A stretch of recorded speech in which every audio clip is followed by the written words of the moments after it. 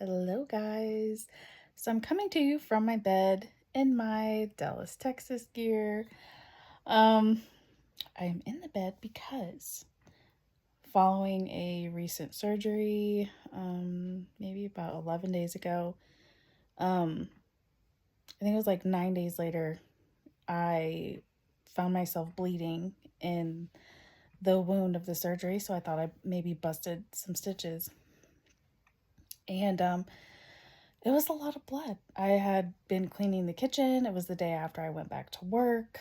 Um, and I thought I ran against, like, rubbed against, like, ketchup that was on the counters or something. And I touched the back of my bathrobe, which is pretty thick. And there was red stuff on my hands. And I was like, ketchup? And then I was like, it dawned on me that there was blood seeping through my pajamas and my robe, and I was freaked out. And my husband and um, two younger kids had just left, like 45 minutes prior, and I had to wake up my 19-year-old. And she is a deep sleeper. So I'm yelling downstairs, trying not to freak out, calling my husband, and he doesn't like to freak out. He's more of like the, well, just sit down or put pressure on it or and I'm like, dude, because he knows I can overreact only because I like to, I am a preventative care type of person, like completely. And so, he wasn't helpful, so I got off the phone with him and I'm just yelling for my daughter. She comes downstairs. I'm like, I need you to take me to the doctors, or else I'm gonna call 911. And so by then she had brought down a towel for me, and I just held it on my back, and we got in her car, and my surgeon is about an hour away, 45 minutes to an hour. And it's a long story how I got to see her, but it's such a blessing. God is so good. So, we're driving an hour and I'm bleeding. And as long as I'm not bleeding through the towel, I was okay. But I was trying not to freak out. She was trying not to freak out. And mind you, I'm in my pajamas. I'm in my robe. You know, when I say my pajamas, just like a shirt, not a t-shirt, but like a tank top, short dress thing, black, and then a gray fuzzy robe. I did not even try to change and add any clothes or anything. And so I walk in, so it's a hospital. It's a smaller hospital, and it's in a nice but yet country area. And the surgeon's office is to the left. So I walk in, my daughter drops me off. I walk in and I go in there. My husband's already there because his job was kind of close. So he's in there waiting for me. He walks me in there. I'm like 5 minutes late because they were able to get me in at 9:15. I had called about 8:15 when I was bleeding. And so, they get me back in there and I'm having to lay down, and the doctor eventually comes in and she has to open my wound and unpack the rest of the packing that was in there and squeeze and push around, and then she went ahead and gave me some numbing stuff. But she said I did good with the pain tolerance. She said I have really good pain tolerance, and I just had to keep breathing in my nose, breathing out slowly, and everything seemed fine. She repacked me, and it seemed like everything was okay. So what did she put on me? She said, what did she say? I think she just repacked me. I don't know if I think she might have restitched it, but I was leaving the place. So she said, "I will see you. Can you come back tomorrow?" Da da da. I'm like, yes. She's like, "Where do you guys live?" And she's like, "Oh my gosh, an hour. How did you see me? How did you get referred to me? All these things." But so I'm walking in the hallway, and I just feel like I'm gonna pass out. I felt like I was on like a roller coaster and just dropped. And so I asked for a chair. So I'm in the hallway trying to walk out of this place, and then they wheel me a chair into the hallway. They give me water. I'm like getting hot, kind of similar to my after procedure. After my surgery, I had something similar to that, but this was different. It wasn't as bad. I didn't feel like my blood pressure was dropping, and I wasn't fainting like I did after surgery. So they wheel me back in and tell me just to stay and wait and see. And so the doctor, so she's a woman and she looks like she could be Middle Eastern, Spanish, something. She looks like she could be my age. So we have a lot of like common features. She has really thick dark eyebrows though, but that actually matters in healthcare when you have someone who looks like you or shares the same cultural background. That's actually pretty helpful. And I didn't really realize it, but because I am back in nursing school, so while all this is going on, I started nursing school, and I even did nursing stuff in the hospital. You guys, I'm like, I can't let the devil win here, okay? But I learned that this week. And so that just confirmed, just like God's hand and what he was doing and the surgeon he gave me. And the doctors who referred her, not only did one refer her, but a different one said, we like her, we love her. And so that's why I ended up going with her, because I just wasn't sure. When I originally met her, I really wasn't sure. So she seemed very serious, but I guess that's good for a surgeon, right? So let's see. So she comes in, checks on my thing, and she said, there's a little more blood. She was like, instead of trying to have you come back tomorrow, let's admit you today, and I'm going to try to get you in for surgery today before 2:30. Like, she was on it. And she wasn't freaking out or anything, but she was just like, let's get this done. She's going to take care of me.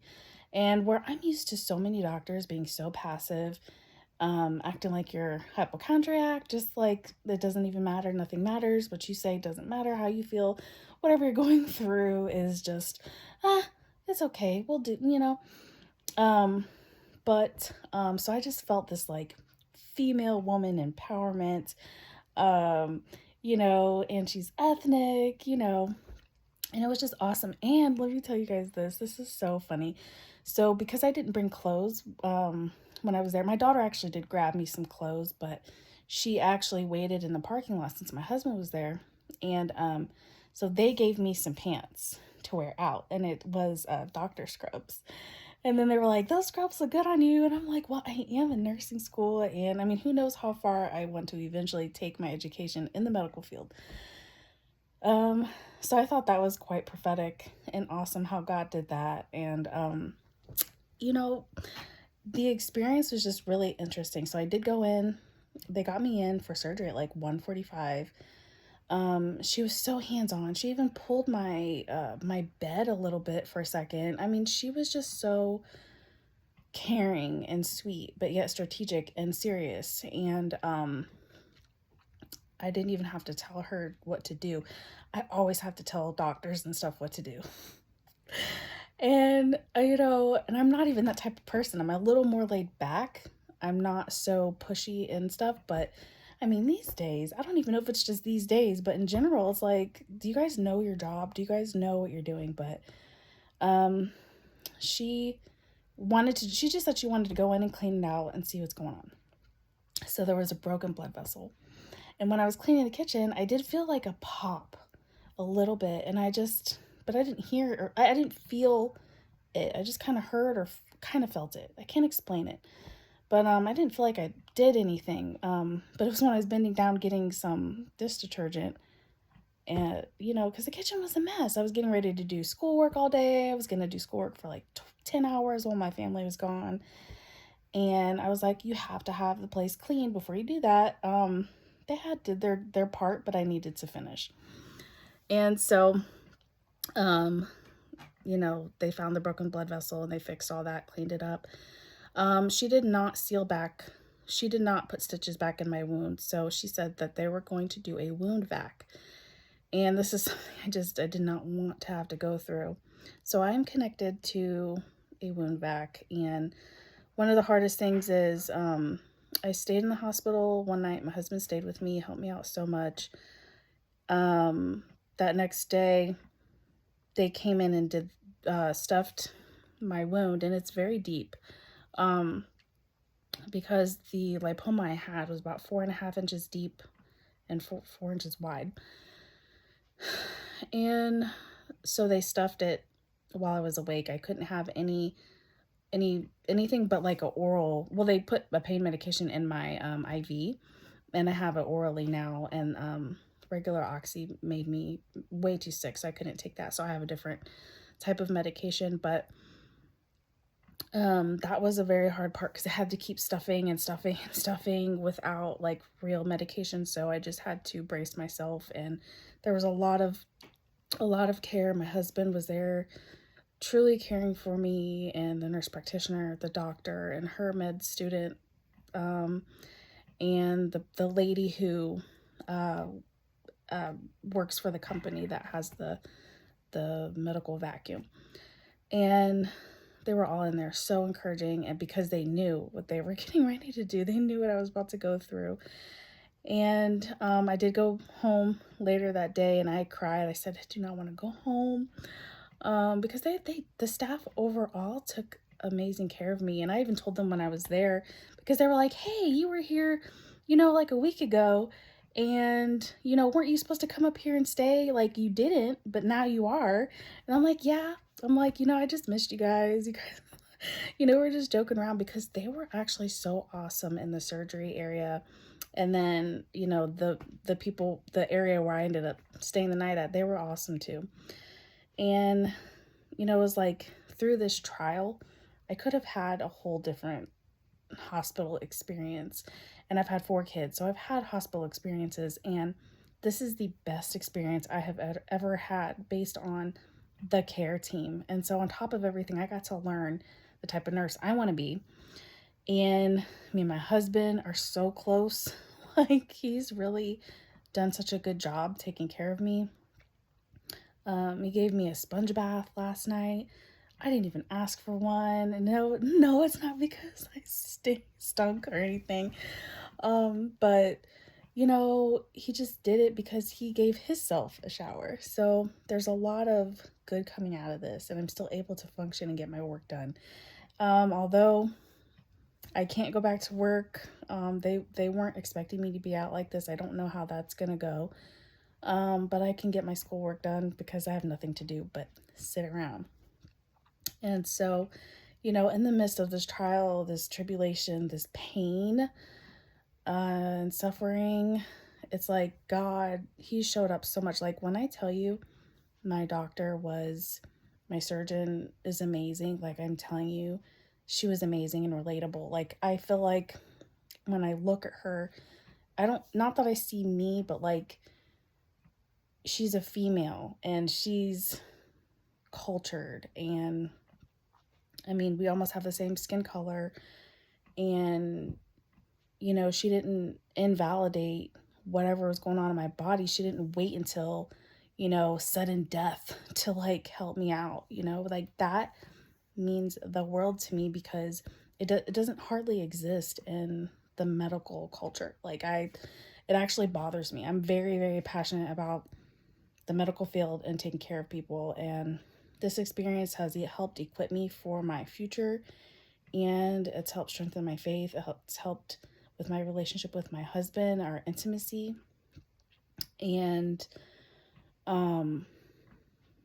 even just meeting people. I told the staff, I said, I'm gonna come back here and work with you guys. Who knows? Because I want to work with kids. I don't really know if they get kids. They are connected to an emergency unit, and I do like smaller places, smaller hospitals, and so it is like that. And it's actually in the area where I want to live anyway, in the area where our kids go to school now, because they go to school 45 minutes away from our home. Yes, I know, crazy, but God is just doing amazing things, and they're at an amazing school, and I work at their school. So, I mean, God has just a plan, and it's just like the way he's doing things, lining things up. It's just amazing. And it's just all about God's timing. And so I just wanted to share that with you guys and just give you an update on what's going on with me. Hopefully that will encourage you. If you're going through a hard time, hard trial, I just pray that you pray in faith that God will send you the right doctors, the right nurses, like whatever you need. Don't be afraid to ask. Matthew 7:7, I think, like if you know you're going into surgery, if you know you're about to hit this trial, ask God for what you need, because I definitely did. I said, God, if you want me to go through this, please give me the best. Give me, whatever. I pray, So, but yeah, God bless you guys. I don't want to run out of room on here, but I hope all is well with you guys. God is faithful. Oh yeah, and when I got in my bed at home, the day I came home, in my sheets, I kid you not, I was just laying there, right? And I'm on medication. I was on medication. And there was a heart in my sheets. Like my sheets made a figure of a heart. And it was just such a God wink. And so God was like, I am with you. So whatever you're going through, God is with you. You just have to be submitted to him, faithful to him, repentant, repent, and move forward with him and in holiness. He is the vine. No, we are the vine. He's the branches. We are the vine. He is the vine. We are the branches. Something like that. Remain in him and he will remain in you. Okay, that's the whole point. But if you don't remain in him, he's not going to remain in you. So remain in him. Remain faithful to him because he's faithful already. All right, God bless you guys.